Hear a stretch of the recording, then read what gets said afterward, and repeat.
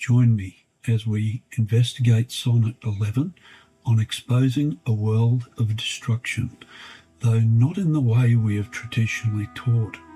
Some will suffer the worst days of their lives, and others will be blessed. Which one will you choose? We are traditionally taught this sonnet is about a man dying sooner than he thinks, leaving no children. The human race would come to an end if everyone held his view. Thus, it is his duty to reproduce. Having discovered the real source documents used by the poet, I'll reveal what it really means. I'll give you a clue. It's an incredible work of Jewish Kabbalah on the nature of human beings and their deeds, and the angelic prince Othniel, who presides over the moon, keeping everything in tune until the appointed time, when the evil or unworthy amongst us are led to slaughter. Yeah, pretty graphic, eh? Which path will you choose? Welcome to this lecture. I'm Peter Matthews. My guest is again Luke Ranieri, reading an OP. Take it away, Luke. As fast as thou shalt wane, so fast thou growest in honour thine, from that which thou departest, and that fresh blood which youngly thou bestowest thou mayst call thine, when thou from youth convertest. Herein lives wisdom, beauty, and in grace. Without this, folly, age, and cold decay. If all were minded so, the time should cease, and threescore year would make the world away. Let those whom nature hath not made for store, harsh, faithless, and rude, therein perish. Look whom she best endowed, she gave the more, which bounteous gift thou shouldst in bounty cherish. She carved thee for her seal, and meant thereby thou shouldst print more, not let that copy die. Now, as I've opened in previous sonnets, the two primary sources to the sonnets were the Zohar of Mantua, which was printed or supervised printing by Rabbi Isaac Bassano of the Mantuan Synagogue. The second major source is Zohar Adash, another later version of 1597, and this is the major source for today. And now, in this case, we open with a verse from Psalm 46:8 to show the nature of God is very different to mankind. It says, "Come, see the glorious works of the Lord. See how he brings destruction upon the world." Wow. It's quite graphic, isn't it?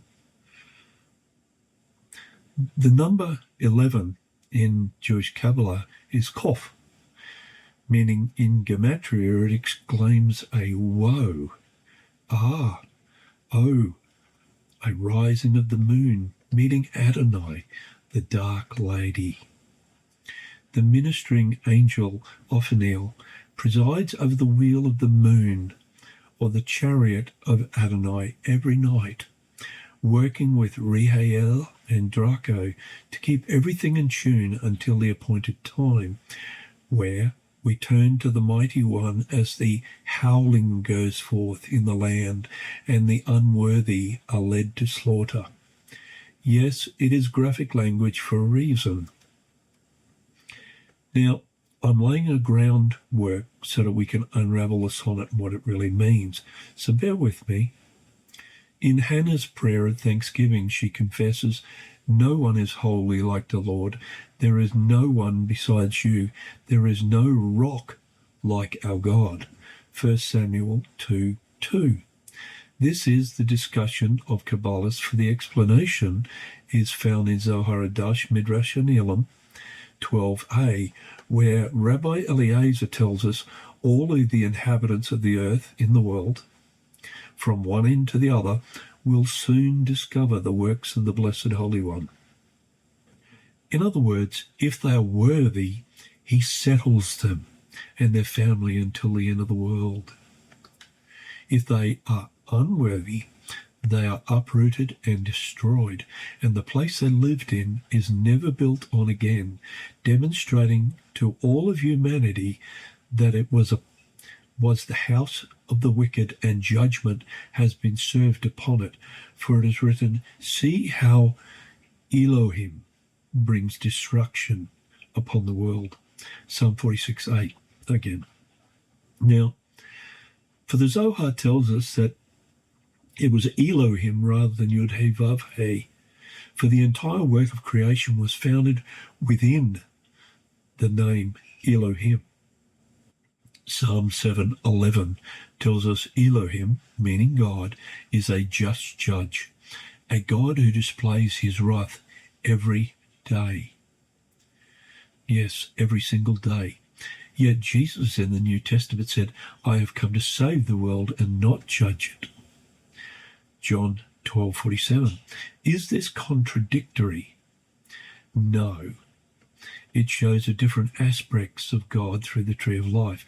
Christ as mercy and Hesed, or Adonai as judge in Gevurah. He will return to judge the world, as he told us in the book of Revelation. Now, in this case, Emilia is teaching us on Nukva, the female aspect of God that pre-existed Elohim, who is thou master mistress of thy passion, and for a woman wert thou first created, from Sonnet 20, which clearly doesn't refer to Eve, because Eve wasn't created first. Unfortunately, modern scholars have corrupted Sonnet 20, though I'll clear that up in a couple of months' time when we get to it. Now, Zohar 1:15b tells us the radiance composed of all the colours is the mystery of Bereshit bara Elohim, or in the beginning God created, where Bereshit is the key to the primordial phase that ignited in the process of creation, where the infinite gave birth to the finite, just as a seed contains all stages within to grow to maturity, like from root to fruit, or to fruit to complete all its journey. Zohar Midrash and Elam 12a tells us that Elohim created the world, and the waters advancing descended, and he thrust the earth in between the waters, and it was concealed between the waters. The creation of the earth was nothing short of miraculous, where a miracle inside a miracle defying nature itself, as he placed the earth amongst the waters. Psalm 136:6. Though it was heavier than water, he revealed dry land. Genesis 1:10. So what is Emilia trying to tell us in Sonnet 11? She's describing creation in the following way. As fast as thou shalt wane, so fast thou growest in one of thine from that which thou departest. For Elohim is actually called by 7 names, and I'll put them up on the screen. Eretz, which means earth, Adamah, ground, Gaia, valley, Neshia, oblivion, Tsasia, dry or desert, Aka, earth, and Tevel, meaning the world, which are the layers of the earth that he bestowed names upon the earth.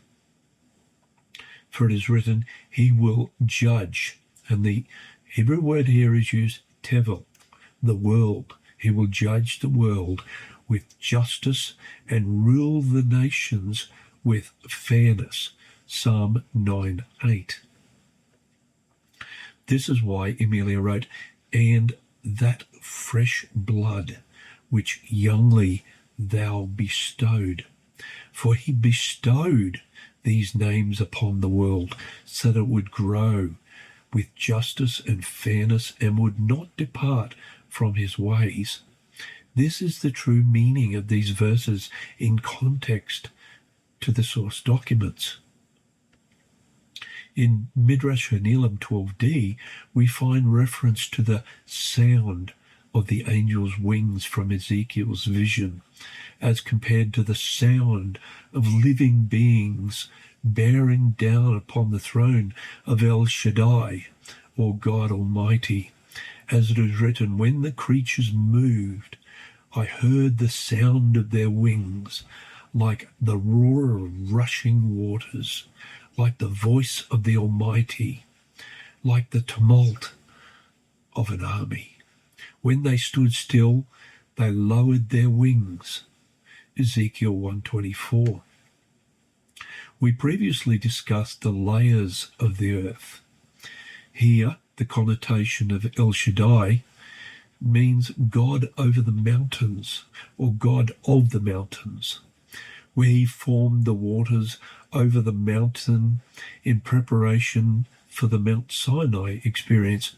Yes, that is the meaning, because that's what Emilia is leading up to throughout the sonnets. Emilia used both the sound and the water as secret codes from the Zohar, from Zohar Adash and Salve Deus, to help us understand Sonnet 11. And I'll put up a portion of her Salve Deus poetry, which reads, Love the Almighty, blessed angel's story, water of life, which none that drinks it faints, guide of the just, where all our light we borrow, mercy of mercies, hearer of complaints, triumpher over death, ransomer of sin, falsely accused, now his pains begin. Their tongues do serve him as a passing bell, for what they say is certainly believed. So sound a tale unto the judge they tell, that he of life must shortly be bereaved.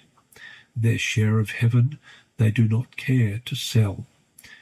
So his afflicted heart be thoroughly grieved. They tell his words, though far from his intent, and what his speeches were, not what he meant. What did Emilia mean by the word far? It's a Middle English word for a wayfarer, or those walking on foot and leaving the narrow path to righteousness. Basically, far from his intent. But what did Emilia mean by guide of the just?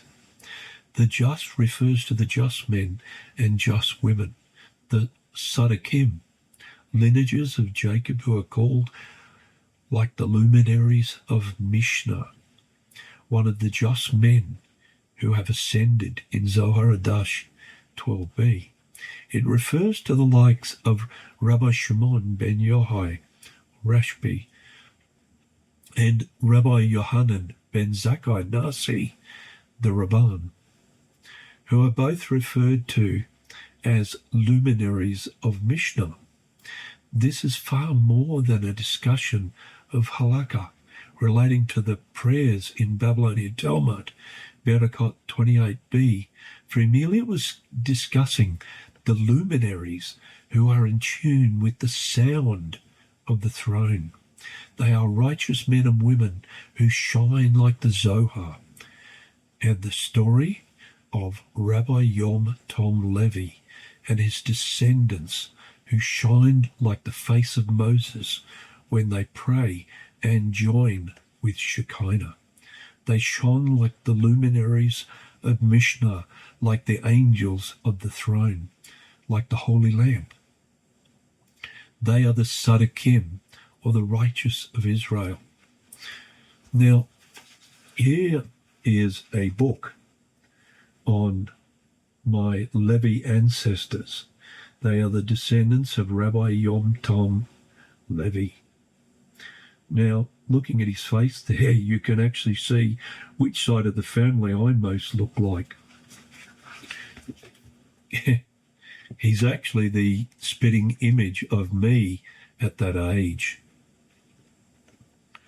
And I'm not saying that I'm this or I'm that. I certainly walk in the ways of the Lord, or attempt to, every single day. Yes, we all sin, but we have to repent and stay right with God every day. Billy Joel said, "Only the good die young." Well, this was actually taken from Scripture, and this is my translation that I'll put up on the screen. The tzaddik, or the righteous, perish, and no one takes it to heart. The men of Hesed, yes, it uses the word Hesed, or love, are taken away, while no one considers that. The tzaddikim, or the righteous, are taken away, to be spared from evil. He shall enter into peace. The tzaddikim shall rest on his couch and walk upright in the Garden of Eden. Isaiah 57, 1-2. When the Blessed Holy One examines the world, if he finds too many wicked people prospering, a devout or righteous soul is taken from the world in an act of judgment, bringing them closer to their ultimate destiny. This is the Zoharic interpretation of it. You see, Rabbi Tanum explained in Zohar Hadash 12d that the tzaddik, or the righteous, are the soul, and the wicked are the body. Thus the Blessed Holy One seizes the righteous soul, and the wicked body is left behind to face judgment. Now, Emilia Bassano left us a secret code in the verse, "When they, his soul and body, sought to sever." That's from Salve Deus. When the Blessed Holy One seizes the righteous soul, and the wicked body is left behind to face judgment. So she's weaved this right throughout Salve to unlock the sonnets. It's so beautiful. This is the key to Genesis 1:9, where God said, "Let the waters beneath the sky flow together in one place, so dry ground may appear." For the dry land refers to the wicked. Without any good deeds or any protection to shield them, they are exposed. Emilia used the parable of the rose in Zohar Hadash 12d to illustrate her point. There was a magnificent rose garden, and many thistles had grown up in the garden. Now, Jesus used a very similar Jewish expression when he was discussing this in the parables. Well, I won't mention it at the moment, but I'll continue with this. I just thought I'd mention it for those. The owner of the garden did not want to disturb his magnificent roses until they reach full bloom. Now the rose, I'll interrupt, the rose is an imagery of Israel. Once they were at full bloom, he picked the roses and said, "Now is the time to uproot the thistles and destroy the garden and make it anew." So, this is our connection to the sonnets. Herein lives wisdom, beauty, and increase, speaking of the rose of Israel. Without this folly, from the sonnet, speaking of the righteous abiding in each wicked generation, like the rose abiding amongst the thistles. Each age, which is from the sonnet, could easily be uprooted and cold decay, also from the sonnet. What an incredible parable within Sonnet 11, straight from Zohar Hadash. Wow. Now we turn to Abraham interceding for Lot. And God told Abraham, I have heard a great outcry from Sodom and Gomorrah, because their sin is so flagrant. I'm going down to see if their actions are as wicked as I have heard. If not, I want to know. Genesis 18:20-21. Zohar 12d tells us that God sent one of the luminaries of Mishnah. We learn from this passage that there was an impending disaster going to take place at Sodom and Gomorrah. We must never rely on our own opinion. We must always do what God did. And what do I mean by that? And we must inquire, investigate, and interrogate thoroughly, from Deuteronomy 13:14, referring to our Bibles and the Zohar for our source of guidance. Because essentially the Zohar is a commentary of the Bible, or the Torah. Torah and Zohar is the wisdom Emilia is referring to, where she wrote, if all were minded so, the times should cease. For if we all studied Torah and Zohar, changing our nature to righteousness, in 80 years would make the world away. Where did Emilia draw these words, 80 years? It's found in Psalm 90, verses 8-10, as follows. You spread out our sins before you, our secret sins, and you see them all. We live our lives beneath your wrath, ending our years with a groan. 70 years are given to us, some even live to 80. Now, the 1531 Tyndale Bible and the Bishop's Bible of 1568, Psalm 90 verse 10 refers to the days of our years be in all 80 years and 10. Being 80 means 3 by 20, 60, and 10 totaling 70 years. When Emilia wrote 80 years would make the world away, she was referring to the prayers of Moses in Psalm 90, where even our best years are filled with pain for 70 years or 80 years, even 90 years, then we fly away, hopefully as righteous ascended, though some believe as angels risen from the throne. We will investigate in Sonnet 23. Behold his bed, which is Solomon's 80 valiant men are about. Of the valiant of Israel, Song of Songs 3:7, speaking of the 60 mighty angels produced from Israel. But it's also talking about the mighty men of Israel, which I'll discuss in the later sonnet. Frankly, I do not believe we become angels, because angels were created to obey the command of humans. Later in the sonnets, I'll explain the Jewish Kabbalistic view of how we create angels by what we say, evil or good, the utterance similar to creation. But be careful with your words, for you could slay thousands.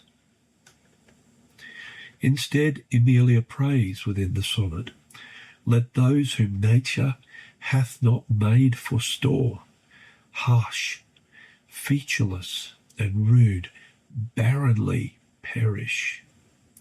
For clearly Emilia was a woman scorned by wicked men who took advantage of her beauty.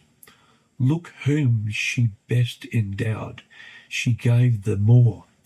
Now this is speaking again of Aesop's love of Israel and the imagery of the rose, which bounteous gift thou shouldest bounty cherish. Because happy is the generation where Rabbi Shimon dwells. for their share is among those above and below. For it is written, happy are you, O land, whose king is a free man. Ecclesiastes 10:17. Zohar 3:79a asks, what is the meaning of a king is a free man? They are the ones who become masters of Torah, masters of wisdom, those who follow Yud-He-Vav-He without fear and roar like a lion. Hosea 11:10. For these righteous men and women of Israel, God called the expanse sky, the dry land earth, and the waters seas. And God saw that it was good. Genesis 1:8-10. And then he filled the earth with fruit, plant, and gifts of every kind. And God saw that it was good. Genesis 1:12. The final verse in the Sonnet 11, she carved thee for her seal and met thereby, speaks of the seal of Elohim, which is best explained by Rabbi Moses de Leon, the translator of the Zohar, in Sefer or Zarur, and edited by Dr. Joseph Rosen. And I'll put that up on the screen now for you. He placed the name of the omnipresent, may he be blessed, within him, so that the others, the existence, will move at his hand when they see the seal of the king. Now this is talking about the seal of Elohim. Bereshit bara Elohim. This is what I open with. This is the seal, right? In the beginning, he may be blessed, created the prince called Elohim, through whom all other existence are infused, because he is light, drawn forth from the luminescence of the highest rung, and afterwards the rest of the heavens were drawn forth, and afterwards the earth. Therefore he is called the active intelligence, for he is the seal of the name Yah, and through him all other existence act. So Emilia was clearly telling us, now this is a Messianic Jewish perspective, that Jesus Christ was the first of many in his generation to become masters of Torah and masters of wisdom. Thou shouldest print more, not let that copy die. Emilia desired more righteous men on the earth, like Rabbi Jesus of Nazareth, who began his ministry preaching in the synagogue of Capernaum, beside the Sea of Galilee, in the region of Zebulun and Naphtali, as foretold by Isaiah in Isaiah 9:1-2. It is the Lord who abides forever. He has established his throne for judgment. He judges the world with justice. He governs the people with equity. Sing praises to the Lord who dwells in Zion. Proclaim his deeds among the nations. Psalm 9:7-11. Will you be one of the righteous who will study Torah, or will you be harsh, featureless, rude, and barrenly perish? Don't forget, this life is nothing more than a training ground for an eternity. The day you depart could be your best day or your worst day. Don't wait. Whether you are Jewish or Christian, don't be too busy to listen to the Lord. He is there trying to speak to you every single day of your life.